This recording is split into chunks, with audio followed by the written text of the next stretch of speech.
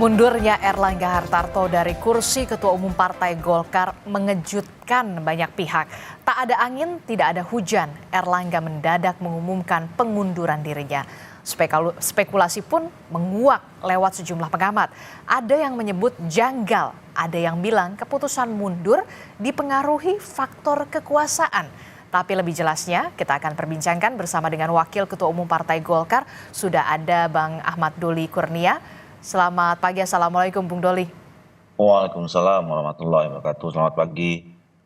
Ya, kemudian juga ada Koordinator Juru Bicara Partai Demokrat, ada Bung Herzaki Mahendra Putra. Selamat pagi, Assalamualaikum Bung Zaki. Waalaikumsalam warahmatullahi wabarakatuh, Mbak Disti, Mas Umam, dan Bang Doli. Oke, kemudian sudah hadir ke studio ada pengamat politik dari Universitas Paramadina. Sudah ada Mas Ahmad Khairul Umam. Selamat pagi, Assalamualaikum Mas Umam. Pagi Mbak Disti, Bang Doli, Mas Zaki. Kita semua terkejut ya, bukan lagi terkejut pakai J, tapi terkejut begitu ya. Karena memang ini efeknya efek kejut sekali loh Bung Doli. Weekend kemarin akhirnya ada video yang mengatakan Pak Erlangga resmi untuk mengundurkan diri demi keutuhan Partai Golkar dan juga untuk demokrasi harus dikawal dan terus harus dikembangkan. Jadi selanjutnya langkah apa yang akan dilakukan oleh Partai Golkar, rapat pleno dan munaslup akan diselenggarakan? Iya, dengan mundurnya Pak Erlangga Hartarto sebagai Ketua Umum ya, itu sebenarnya memenuhi syarat untuk segera dicari Ketua Umum yang baru melalui musyawarah nasional luar biasa. Jadi dalam anggaran dasar rumah tangga kami itu dijelaskan apabila munas luar biasa itu bisa diselenggarakan ya. Memang ada peraturan usulan dari 2/3 dari DPD provinsi, tetapi juga ada syarat-syarat yang memenuhi syaratnya itu misalnya apabila Ketua Umum itu berhalangan tetap ya. Kemudian yang kedua terkena masalah hukum, yang ketiga mengundurkan diri. Nah ini kan Pak Erlangga sudah mengundurkan diri, jadi secara otomatis memang harus dilaksanakan musyawarah luar biasa untuk mencari ketua umum atau memilih ketua umum yang baru secara definitif. Nah sebelum ke sana memang ada mekanisme organisasi yang harus dilalui ya. Surat yang disampaikan oleh Pak Erlangga itu ke DPP harus dilegitimasi oleh institusi yang disebut sebagai rapat pleno. Nah rencananya mungkin besok kita akan melaksanakan rapat pleno itu untuk kemudian melegitimasi ya, menerima surat pengunduran diri Pak Erlangga Hartarto sebagai Ketua Umum, dan kemudian untuk melaksanakan musyawarah nasional luar biasa itu kita harus memilih pelaksana tugas Ketua Umum yang besok akan dibicarakan dalam rapat pleno itu, siapa yang akan nanti dimusyawarahkan untuk menjadi PLT Ketua Umum. Ada selentingan ada nama Pak Agus Gumiwang Kartasasmita, benarkah demikian? Iya, saya kira kalau di dalam peraturan organisasi kita, semua pengurus itu dimungkinkan untuk menjadi pelaksana tugas ya, Ketua Umum. Nah, terutama para wakil Ketua Umum, kita punya wakil Ketua Umum ada 11 ya. Nah, saya kira memang besok kita akan mendorong supaya terjadi musyawarah mufakat saja ya. Toh ini juga cuman hanya mengantarkan kan munas, dan menurut saya tidak perlu lama-lama karena semakin lama nanti makin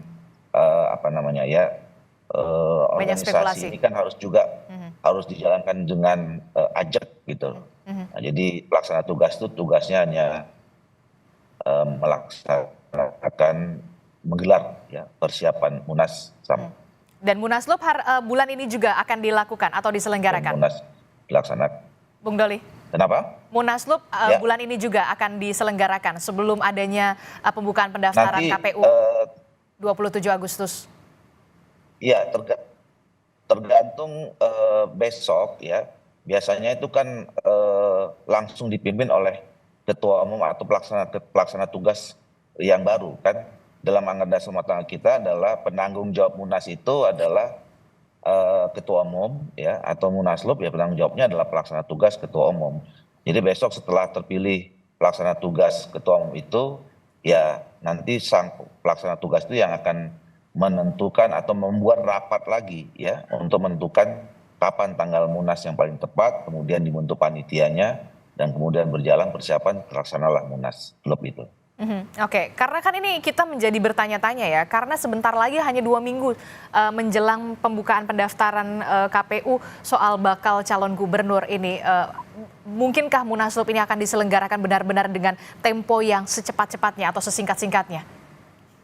Ya, alhamdulillah ya Partai Golkar ini sebagai partai tertua, kita juga sudah punya banyak pengalaman ya pasang surut perjalanan partai kami ini, Partai Golkar ini. Ya mudah-mudahan insya Allah selama ini menurut pengalaman ya kalau misalnya ada terjadi kejadian-kejadian yang luar biasa seperti ini kita bisa mengatasinya ya.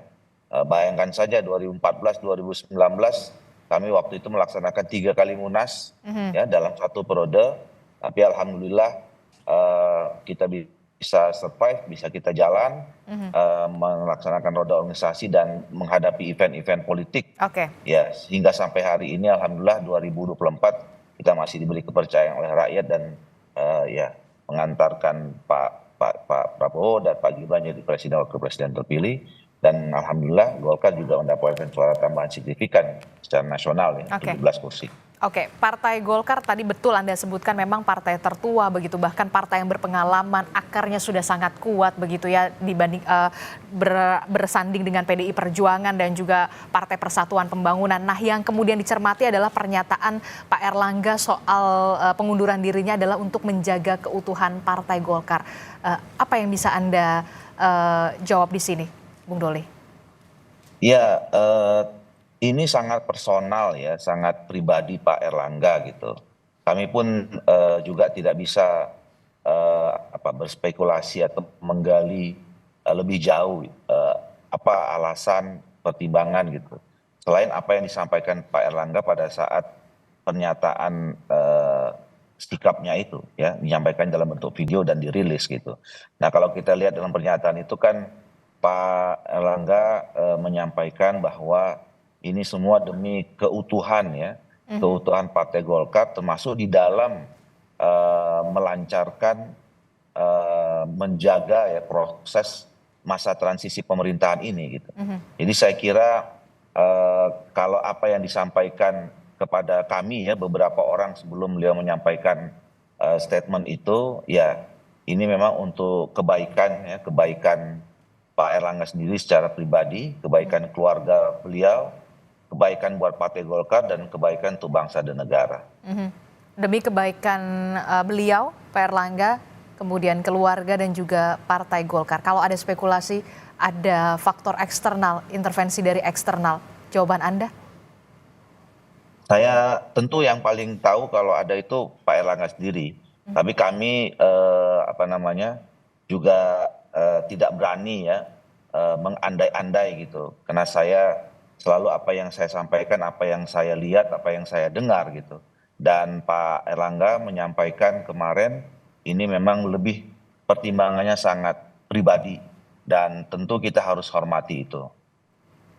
Oke, kita tetap harus menghormati apa yang sudah diputuskan oleh Pak Erlangga untuk mundur dari jabatannya sebagai Ketua Umum Partai Golkar, termasuk langkah yang akan dilakukan oleh Partai Golkar setelah ini melaksanakan rapat pleno dan juga menyelenggarakan Munaslup begitu ya untuk Ketua Umum Partai Golkar yang baru begitu. Saya ke Bung Herzaki. Bung Herzaki, respon dari Partai Demokrat ketika mendengar ini apakah terkejut atau bagaimana? Bagaimana nasib Kim Plus nantinya ke depannya seperti apa? Gak usah Kim Plus dulu deh, Kim dulu deh. Adakah pembicaraan soal itu?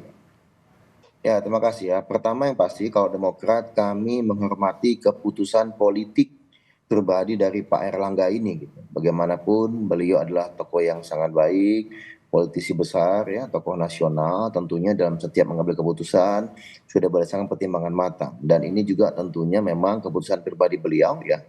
Yang bisa kami lakukan tentu sebagai partai sahabat adalah menghormati keputusan beliau, itu pertama. Yang kedua, kami juga menghormati betul proses dan mekanisme politik yang sedang berlangsung di Golkar. pasca pengunduran diri Pak Erlangga, tentunya teman-teman Golkar punya mekanisme nih di internal gitu. Ya, bagaimanapun Golkar ini adalah partai besar, ya, saudara tua tadi sudah disampaikan oleh Bang Doli, apapun situasi di Golkar ini sudah ada mekanismenya. Nah, sudah ada mekanisme internal untuk mengisi kekosongan kepemimpinan di Partai Golkar. Kami tentu sangat menghormati dan menghargai kemandirian dan independensi dari setiap partai. Jadi kalau kami melihatnya seperti itu gitu Mbak, tidak lebih, tidak kurang. Kami menghormati keputusan politik Pak Erlangga, kami menghormati proses dan mekanisme politik yang saat ini sedang berlangsung di Partai Golkar. Dan kami meyakini ya, bagaimanapun siapapun pemimpin Golkar ke depannya, komunikasi, koordinasi yang selama ini berjalan dengan baik ya, dengan Pak Erlangga, dengan teman-teman Golkar, itu akan bisa terus berlanjut. Karena tadi Mbak, kata kuncinya, satu adalah setiap partai punya independensi, kemandirian masing-masing. Lalu apalagi nih Golkar adalah partai besar, saudara tua kami nih Mbak. Kami banyak belajar nih dari teman-teman Golkar bagaimana punya mekanisme organisasi yang sangat-sangat solid dan sangat-sangat mapan gitu. Oke, Partai Demokrat menghormati keputusan politik dari Pak Erlangga untuk mundur dari Ketua Umum Partai Golkar. Tapi begini, Partai Demokrat dan juga partai di dalam Koalisi Indonesia Maju, apakah sudah ada komunikasi bersama dengan Partai Golkar soal mundurnya Erlangga Hartarto ini? Ya, ini kan pagi ini nih, pada waktu yang sama dengan kita melakukan talk show ini, Ketua Umum kami, Mas Ahaye, sedang duduk bareng juga nih dengan Pak Erlangga di sidang kabinet di IKN gitu ya. Nanti kita tunggu saja habis diskusi, mungkin di sela-sela rapat kabinet ada obrolan santai antara beliau-beliau, ya kita tunggu ya, karena bagaimanapun informasi ini juga didapat Ketua Umum kami kan ketika dalam perjalanan menuju ke IKN gitu Pak. Oke, iya betul sekali. Memang karena memang ini rapat perdana ya, rapat paripurna perdana di IKN. Di sana juga ada Mas Ahaye, kemudian juga ada Pak Erlangga untuk pertama kalinya hanya menyandang sebagai Menko bidang perekonomian tanpa embel-embel Ketua Umum Partai Golkar.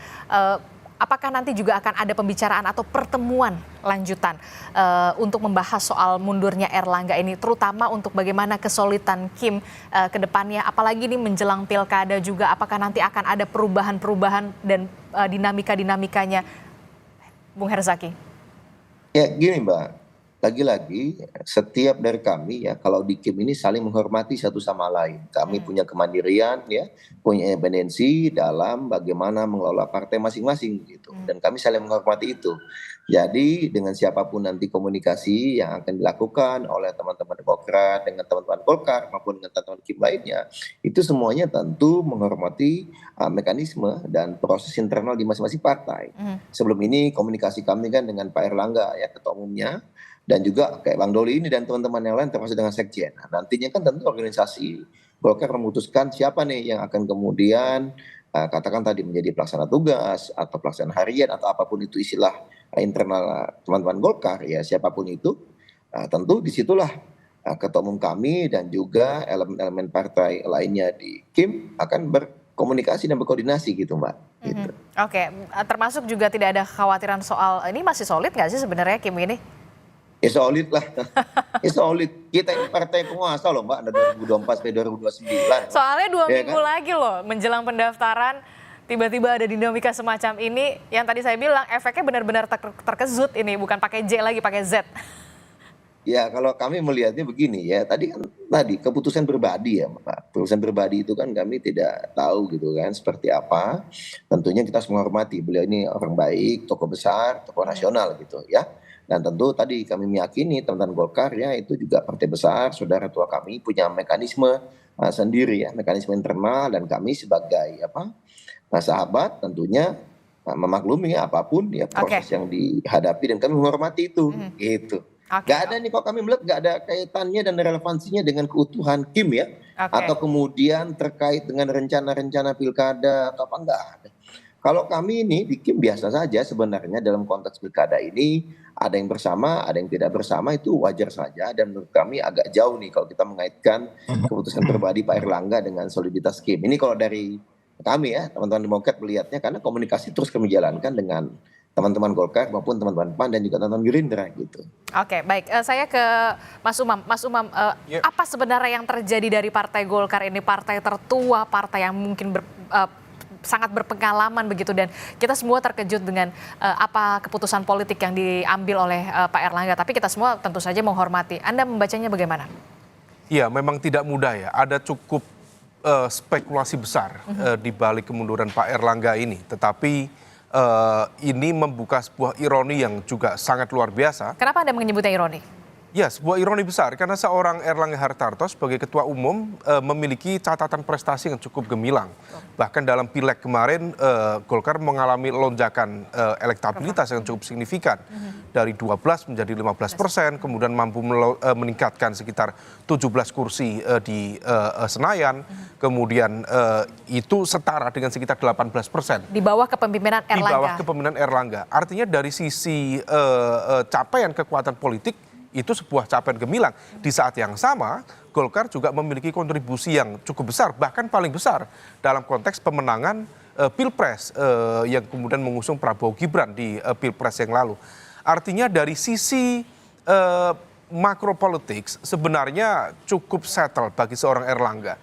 Maka kalau misal kemudian sekarang dia mengundurkan diri, maka patut diduga ada kekuatan besar yang mencoba untuk mengintervensi yang menjadi otoritas kekuasaan beliau sebagai ketua umum Partai Golkar. Siapa kekuatan besar itu? Ini yang kemudian menjadi sebuah misteri. Siapa, kepentingannya apa, agendanya apa, dan saya pikir tidak akan lama lagi kita bisa membaca peta itu. Tetapi secara umum, kita tahu bahwa Golkar adalah sebuah rumah besar. Ada cukup banyak faksi-faksi kekuatan di dalam Golkar. Tampaknya kalau misal kita sederhanakan, dari sekian banyak faksi-faksi kekuatan itu, ada satu kekuatan yang mencoba untuk mempertahankan political sovereignty, kedaulatan politik internal partai dalam mengambil keputusan, kebijakan, baik yang sifatnya teknis maupun strategis di dalam konteks kepartaian. Tetapi ada juga barangkali sejumlah kekuatan lain yang mencoba bersimbiosis dengan kekuatan eksternal lainnya yang mencoba untuk mempengaruhi, mengontrol atau mengendalikan keputusan-keputusan strategis dari internal Partai Golkar. Nah, ini yang kemudian berkontestasi satu sama lain, sehingga kemudian mundurnya Pak Erlangga tidak bisa kita maknai sebagai sebuah fenomena hasil kontemplasi personal yang kemudian tiba-tiba mundur. Tentu tidak, ini ada kontestasi yang luar biasa, tetapi karena kematangan Golkar, kontestasi itu tidak terlihat di depan publik. Tidak kemudian dalam skala konflik yang kemudian saling menyerang satu sama lain, tetapi friksi-friksi itu terjadi. Dan kemudian apa yang kemudian kemarin disampaikan oleh Pak Erlangga, ada pesan yang hari ini dijadikan sebagai headline dari koran Kompas, demokrasi harus dikawal. Ini bukan semata-mata statement lipstick, tetapi betul-betul kemudian memiliki makna yang cukup mendalam, di mana ada sepertinya, kalau misal saya maknakan, Pak Erlangga memberikan pesan bahwa ada sistem atau mekanisme atau nilai demokrasi yang tampaknya perlu dievaluasi dan juga tampaknya perlu kontekstualisasikan lebih clear di dalam konteks kepartaian. Nah, apa yang kemudian harus dikawal, ini yang kemudian terkait dengan kedaulatan partai.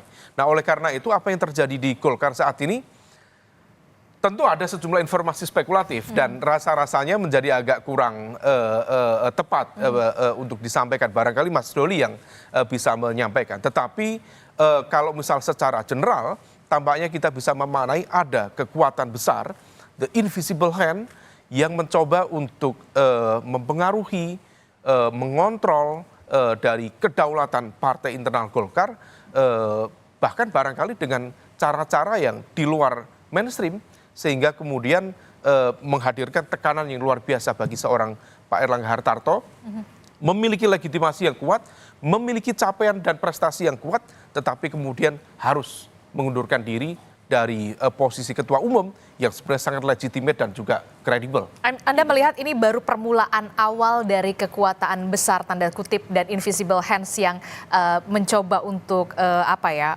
kedaulatan Partai Golkar. Apakah nanti akan ada dinamika yang lebih mendalam lagi dan juga efek kejut lagi yang nanti akan terjadi dalam Partai Golkar? Jangan dijawab dulu Mas Umam. Kita akan jeda dulu, usai jeda kita akan kembali lagi di Sapa Indonesia Pagi.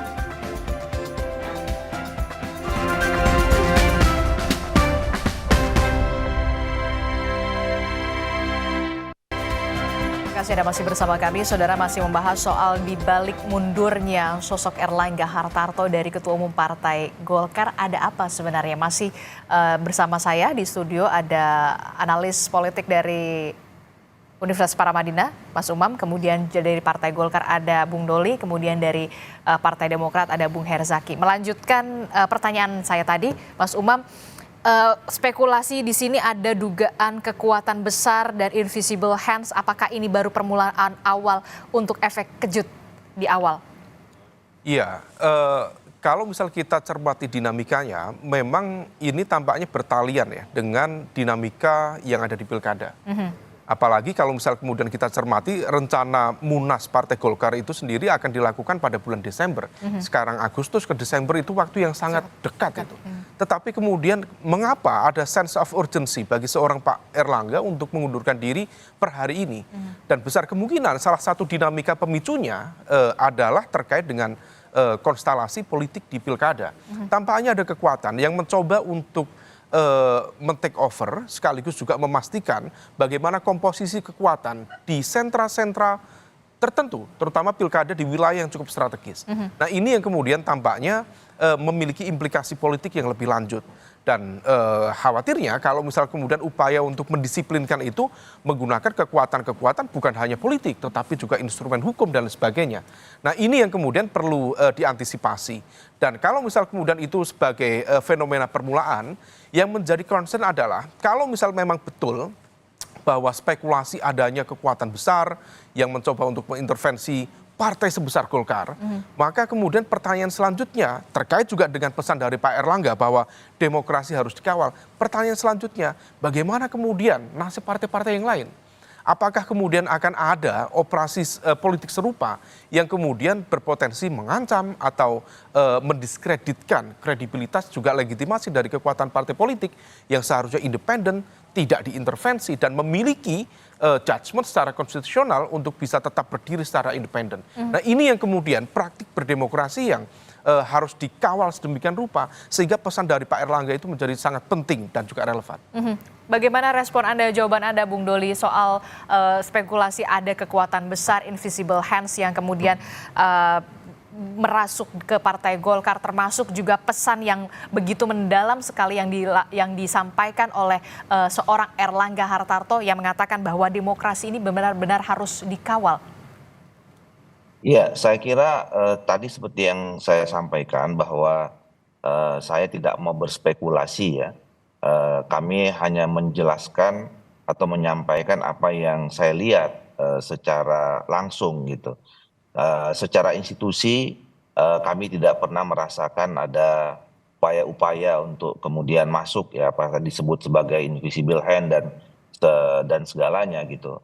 Karena alhamdulillah sampai hari ini kan partai ini berjalan dengan sebagaimana biasanya menjalankan sebuah organisasi ya. Dan apa namanya itu yang pertama. Yang kedua saya kira apa yang pesan yang disampaikan oleh Pak Erlangga itu kan pesan yang sangat bagus ya buat kita semua bahwa kita sebagai negara yang sudah memilih sistem politiknya adalah sistem demokrasi tentu harus kita tumbuh kembangkan terus ya. Jadi apa yang juga selama ini sudah dilakukan oleh Pak Erlangga terlibat dalam dunia perpolitikan sebagai pimpinan partai politik yang ada partai politik itu adalah bagian dari atau pilar dari demokrasi. Tentu harus pesan itu apa namanya menjadi catatan penting buat kami ya di Partai Golkar dan saya kira juga itu menjadi catatan penting buat bangsa dan negara kita bahwa kita terus harus merawat, menjaga, menumbuh kembangkan demokrasi yang sudah menjadi pilihan dalam sistem politik kita. Anda tidak melihat ada pesan yang sebenarnya ingin disampaikan oleh seorang Erlangga Hartarto dengan demokrasi ini tetap harus dijaga? Saya kira itu pernyataan yang tadi pernyataan normatif sebagai tokoh politik, sebagai pimpinan partai politik selama ini yang memang bergaul beraktivitas ya di lingkungan sistem demokrasi kita.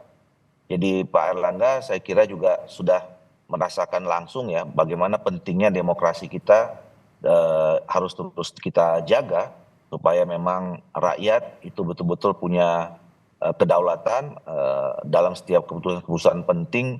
Rakyat harus terlibat dan aspirasi rakyat itu yang harus kita perjuangkan.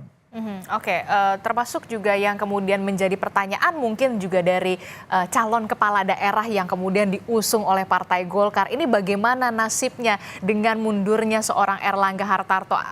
Partai Golkar seperti apa bisa memberikan apa ya jaminan begitu ya, tidaknya Partai Golkar ini masih bersama mereka untuk pilkada ke depan? Ya, insya Allah tidak ada banyak perubahan ya. Seperti yang saya sudah sampaikan tadi malam pada saat press conference, saya menyampaikan juga kepada seluruh kader agar tetap terus bisa menjaga soliditas sampai ke tingkat paling bawah, dan terutama menghadapi pilkada, dan terutama kepada calon-calon kepala daerah, ya baik itu berasal dari kader Partai Golkar maupun juga kerjasama kita dengan kader-kader partai politik yang lain. Insya Allah ini tetap berjalan ya, karena kan apa yang sudah kami putuskan kemarin ya, misalnya ada 22 calon gubernur dan wakil gubernur, kemudian ada 321 calon kepala daerah di kabupaten dan kota ya, itu kan keputusan institusi ya, bukan keputusan individu, bukan keputusan Pak Erlangga sendiri, tapi itu sebuah keputusan Partai Golkar yang kalaupun kemudian institusi ketua umumnya berganti ya, kemudian keputusan institusi itu tidak mudah juga untuk dirubah, karena keputusan yang sudah kami ambilkan prosesnya juga cukup panjang. Hampir 2 tahun yang lalu kita sudah mulai berproses. Dan keputusan itulah keputusan yang terbaik secara institusional. Jadi bukan keputusan pribadi per pribadi, dan di kami kan juga selama ini dalam menjalankan roda organisasi ini mengedepankan kolektif kolegial ya. Jadi semuanya dijalankan secara bersama sesuai dengan fungsi bidangnya masing-masing. Oke, termasuk juga bisa menjamin tidak akan ada perubahan soal peta calon-calon yang kemudian diusung oleh Partai Golkar dengan mundurnya seorang Erlangga Hartarto. Iya, tadi juga saya kira menyambung apa yang disampaikan oleh Bung Herzaki ya, bahwa hubungan kami selama ini antar partai politik di Koalisi Indonesia Maju kan hubungan yang institusional ya. Jadi kami tentu tidak akan merubah, insya Allah siapapun nanti yang menjadi pelaksana tugas atau kemudian nanti yang terpilih menjadi ketua definitif ya, insya Allah akan meneruskan apa yang menjadi kebijakan selama ini yang sudah dilakukan oleh Pak Erlangga Hartarto, terutama ya bahwa kita kan memang menjadi bagian Koalisi Indonesia Maju yang mengantarkan Pak Prabowo dan Pak Gibran dalam 5 tahun masa pemerintahan yang akan datang. Saya kira sikap itu tidak akan berubah. Oke, Mas Umam, sedikit saja, apa dampaknya terhadap KIM, Koalisi Indonesia Maju dengan mundurnya seorang sosok Erlangga Hartarto dari Ketua Umum Partai Golkar? Termasuk juga tadi Anda mengatakan terbuka kemungkinan operasi-operasi politik semacam ini masih bisa juga berdampak kepada parpol lain ya? Ya, kalau misal dampak terhadap KIM, tentu KIM menjadi sebuah entitas bersama ya. Tetapi kemudian di saat yang sama ketika bicara tentang soliditas, kemudian kebersamaan, tentu Golkar tetap akan stay di sana dan menjadi bagian dari kekuatan besar.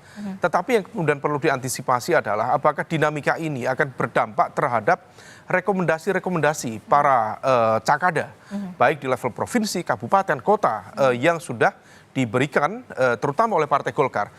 Memang KIM sendiri tidak selalu utuh dalam kontestasi di tingkat daerah, tetapi bagi mereka yang memiliki rencana kerjasama dengan Golkar, tentu tidak sedikit ini yang agak terkejut ya, dan juga tentu agak khawatir kalau misal kemudian ada perubahan. Tadi Bang Doli menyampaikan tidak banyak perubahan. Dan itu adalah sebuah statement yang cukup menjadi sebuah indikasi tidak banyak, artinya akan ada sedikit banyak perubahan. Dan salah satu yang kemudian perlu diantisipasi adalah wilayah-wilayah yang cukup strategis dan juga melibatkan elemen kekuatan besar di dalam KIM itu sendiri. Salah satu yang kemudian perlu diantisipasi adalah Banten misalnya. Per hari ini ada upaya untuk membangun kerjasama antara Golkar dan juga PDIP. Kalau misal kemudian itu ternyata menjadi bagian dari implikasi dari dinamika internal di Golkar, maka besar kemungkinan akan terjadi evaluasi terhadap rencana kerjasama antara Golkar dengan PDIP. Nah, kalau misal memang itu terjadi, maka ini menjadi sebuah fenomena yang sangat luar biasa. Karena dalam konteks Jawa, maka kemudian hampir bisa dipastikan PDIP akan tercorner semuanya. Mulai dari Banten, Jawa Barat, kemudian Jakarta, termasuk di Jawa Tengah dan juga di Jawa Timur, hampir semua kekuatan Kim relatif cukup solid, bahkan menciptakan Kim Plus dengan menyisakan elemen kekuatan bernama PDIP yang seolah kemudian terpojokkan, tercorner dalam dinamika politik tersebut. Nah, ini yang kemudian perlu kita cermati, dan apakah betul misalnya sejumlah informasi spekulatif yang mengatakan bahwa rencana Munaslup akan dilakukan oleh teman-teman Golkar pada 25 Agustus 2024 mendatang. Artinya akan ada jeda 2 hari dari penutupan pendaftaran di KPU dan juga KPUD. Apakah kemudian betul itu terjadi? Kalau misal itu terjadi, maka besar kemungkinan akan ada terjadi semacam political adjustment, proses penyesuaian, terutama terkait dengan dinamika politik pilkada, dan rekomendasi-rekomendasi yang sudah keluar bisa saja terevaluasi sebagai bagian dari implikasi dinamika internal Golkar. Bisa saja terevaluasi, Bung Doli, singkat saja. Saya kira tidak akan banyak, kalaupun ada perubahan ya. Saya sebagai Korbit Pemenangan Pemilu yang selama ini menjalankan Untuk Pilkada Banten yang tadi sempat disinggung sama Mas Umam. Menjaga ya, kalau Banten kan memang kita belum putuskan ya. Kami baru mencalonkan Ibu Airin ya. Tapi yang saya katakan tadi, surat-surat atau keputusan yang sudah kami keluarkan itu kan adalah calon-calon yang sudah berpasangan dan sudah disepakati oleh partai politik yang lain yang tergabung dalam pengusung kedua pasangan itu. Nah, khusus Banten kami belum putuskan. Oke, tidak banyak perubahan tapi akan ada sedikit perubahan begitu ya? Ya, itu kan termasuk dinamis juga 25 Agustus Munaslup, benarkah akan terjadi? Belum. Itu kita bicarakan besok, dan termasuk itu nanti akan menjadi kewenangan penanggung jawab Munaslup itu, yaitu PLT Ketua Umum. Oke, terakhir Bung Herzaki.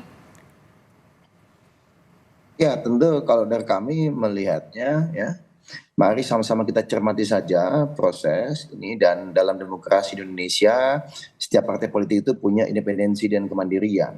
Ayo kita hormati saja. Teman-teman Golkar tentu punya mekanisme internal dalam berproses ini ya. Kita tunggu, yang pasti Demokrat siap bekerja sama dan terus berkomunikasi dengan baik dengan teman-teman di Golkar, baik dalam konteks Kim, baik dalam konteks pilkada, maupun juga tentunya kita sama-sama akan fokus mengawal pemerintahan Pak Prabowo dan Pak Gibran nanti selama 5 tahun ke depan. Nah, ini kan menjadi janji kami kepada rakyat Indonesia, dan inilah yang akan kami wujudkan. Oke, termasuk tidak merasa khawatir juga Partai Demokrat ini akan ada sedikit berdampak terhadap partai politik yang ada di Koalisi Indonesia Maju dengan mundurnya Erlangga Hartarto? Enggak ada ini. Jadi tidak akan ada langkah antisipasi yang dilakukan oleh Partai Demokrat, dan Kim tetap solid ya kalau menurut Anda, Bung Herzaki? Iya, tetap solid, terus komunikasi kok. Kan kita setiap hari hampir selalu komunikasi di berbagai tingkatan ya. Baik di tingkatan ketua umum, di tingkatan waketum atau sekjen, ataupun teman-teman Bapilu misalnya, terkait dengan pilkada ini misalnya. Jadi ya selalu sejalan kok selama ini gitu ya, termasuk saling menghormati. Kalau misalnya kadang-kadang misalnya teman-teman Golkar punya jago lain, kami punya jago lain, kan wajar-wajar saja gitu kan. Yang paling penting nanti semua mengawal pemerintahan Pak Prabowo dan Pak Gibran 5 tahun ke depan agar selaras nih di setiap daerah gitu dengan visi misi Pak Prabowo dan Pak Gibran. Oke, kita akan tunggu bagaimana nanti rapat pleno yang akan dilakukan oleh Partai Golkar, termasuk juga menentukan kapan jadwal Munas luar biasa akan dilakukan oleh Partai Golkar untuk menentukan siapa ketua umumnya setelah sosok Erlangga Hartarto mundur dari ketua umum Partai Golkar. Terima kasih telah bergabung bersama kami, Bung Doli Kurnia dari Partai Golkar, kemudian ada Bung Herzaki dari Partai Demokrat. Mas Umam, terima kasih sudah bergabung di studio. Terima kasih Bapak-Bapak. Assalamualaikum, sehat selalu. Waalaikumsalam warahmatullahi wabarakatuh. Saudara, informasi lain yang juga akan hadir di Sapa Indonesia Pagi. Jaksa Penuntut Umum Kejaksaan Negeri Surabaya terus melakukan ekspos internal di bawah asistensi Kejaksaan Tinggi Jawa Timur untuk menyusun